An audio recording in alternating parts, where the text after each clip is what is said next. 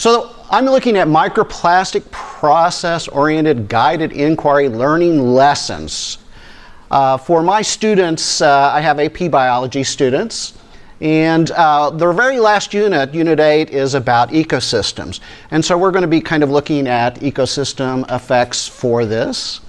And I apologize in advance. I got some bits of microplastic on my slide, and I kept trying to wipe it off, but they would just get smaller and smaller. I couldn't get rid of them.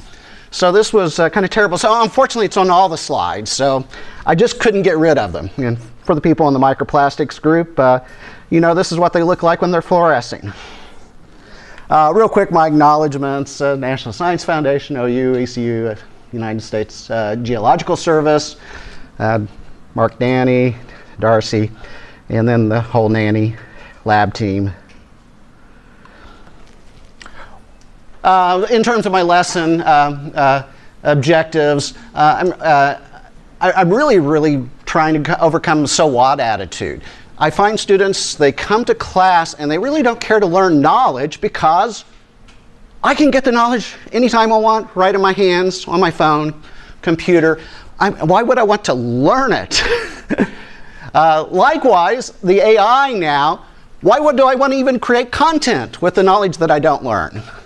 Because I can create the content by just giving a few little prompts. And so it seems to be becoming a grade. Still, grades, social rewards from friends, family, and teachers, and competition are key intrinsic motivators for my students and overcome somewhat the so what attitudes. But it is a bit of a problem. And like the old movie trope about quicksand, authentic learning at least temporarily kind of traps the students and kind of sucks them into an activity. And that's what I'm hoping with this lesson plan, is to suck them in, kind of get away from the so what. Our learning objectives, I'm not going to go over these too much, but I want people to be able to process some information, gain some knowledge. I want them to brainstorm, like engineers, to think about what could you do about microplastics. I want them to model microplastics, and so here we have just a little modeling with the food chain in the lesson plan. In terms of POGIL, in science education, this is kind of a big thing. Flynn Scientific's really big on POGIL. In fact, you can buy a whole lab notebook of POGIL lessons from Flynn. But anyway, it's student-centered, group learning, instructional strategy. And it's certainly a student-led process, allows them to explore, and it cuts across all the cognitive domains. But it doesn't ignore knowledge, and this is one of the things I struggle with, because students won't read text and therefore gain knowledge. And so this becomes a problem.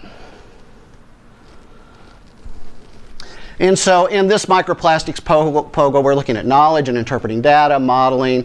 There's an experiment observation, which none of the groups are doing today, and then an analysis and synthesis with kind of the brainstorming. And so we have these groups set up. And so here's what I want. Group 1, I want you to address question 1 and 2 on the very first activity. Okay? And in just a second, when I hit our timer, do 3 minutes for us.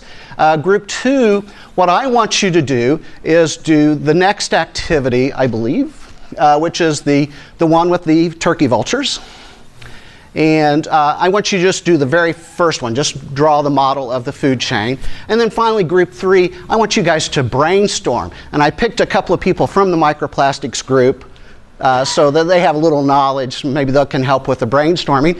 I'm going to hit a timer, and I'm going to give you 3 minutes. I hit the timer, you got it, go.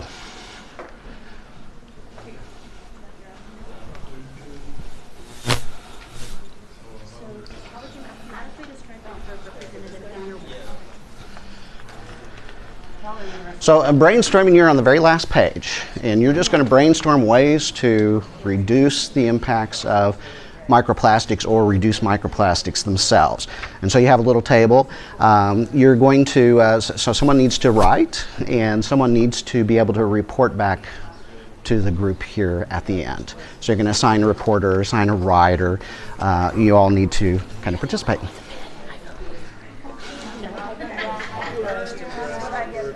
So someone needs to actually draw this out. Someone needs to report it back to us.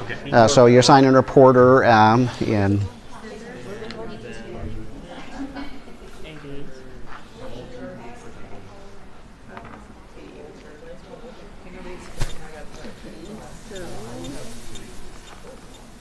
so be sure to assign a reporter and someone to be writing down your response. Okay? Not me writing.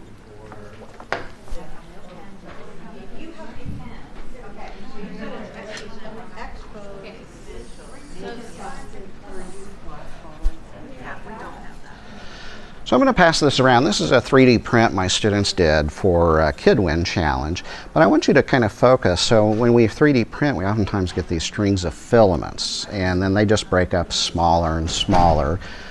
So anyway, I'll let you just pass them around, but if you want to take a look at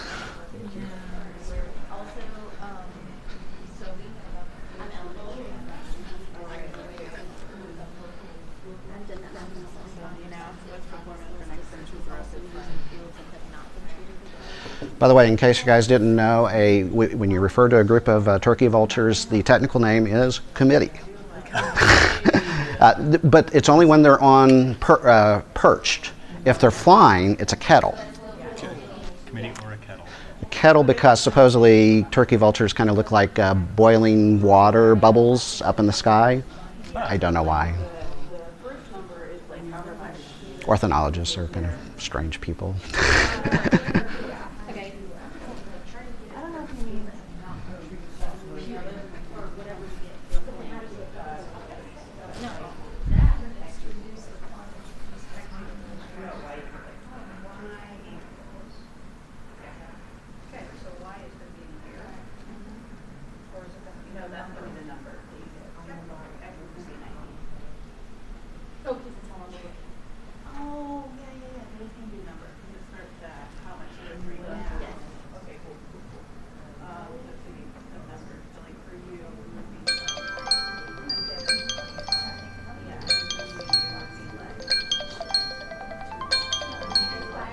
Okay, your 3 minutes is up.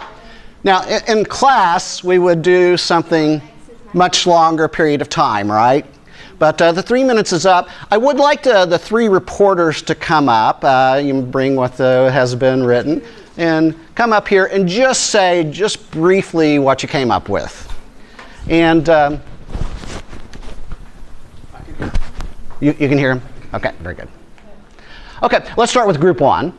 That's me. Okay, so we thought this looked like exponential growth, and then we got to number 2, and we decided that the formula would be y equals the number of plastic when you were born plus the 90 squared, which is the number of years you're going to live. So for me, for example, born in 1990, that looks like, I don't know, 150. So for me, it'd be 150 plus 90 squared. Okay. We only got to number 2. And by the way, group one was looking at the global production of plastics. I was born in 1960, and there was hardly any plastics being produced back then. And today, it's what? Today, it is like 1,400. Oh wait, no, that's 2050. Okay, today it is like 450 million tons. 450 million tons versus about 20 when I was born. Okay, group 2. All right, I'm group 2. We were given the task of looking at this image and drawing a food chain showing microplastics moving through the food chain. Here is my beautiful drawing. We start with a pail of water that's contaminated with microplastics. We pour it into the grass, which is our primary producers.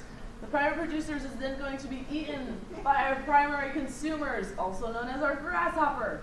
Grasshopper will then be eaten by a small bird, secondary consumer.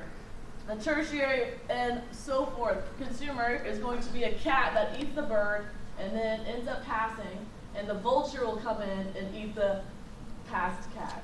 That is my food chain. Excellent. Mandy. Hey, I'm from group 3. We were talking about ideas to reduce the quantity of microplastics or ideas to reduce the harm of microplastics. Some of these kind of lap over, but we didn't really get into the reducing the harm, unfortunately. But we talked about instead of trying to use plastic bottles, instead of using plastic, we could try to reuse glass bottles.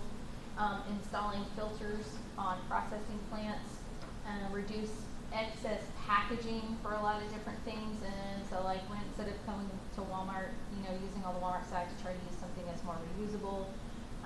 Recycling, reusing things that you've already got, and then trying to use, instead of plastics, something that's more biodegradable. So, and then we also thought of, like, trying to locate the farms, animals that are living on fields that have not been treated with any biosolids, so that we're not consuming what they're consuming. That's all we got so far. Thank you, groups. Very good. So in close, the whole idea of this activity, the POGIL activity, is really chunk up the knowledge into small little bits. Notice we practice math skills, we practice some synthesis skills on the food chain as well as on the brainstorming. And so it's one way to incorporate knowledge and then also build it up into higher cognitive domains. And I think this is maybe a good method for us maybe to address some of this so what attitude for students. And they get sucked into hopefully the activity like Quickstand. I'm thinking about adding a little English lesson to this POGIL in which I'm suggesting that Finding Nemo, the movie, is an allegory for microplastics.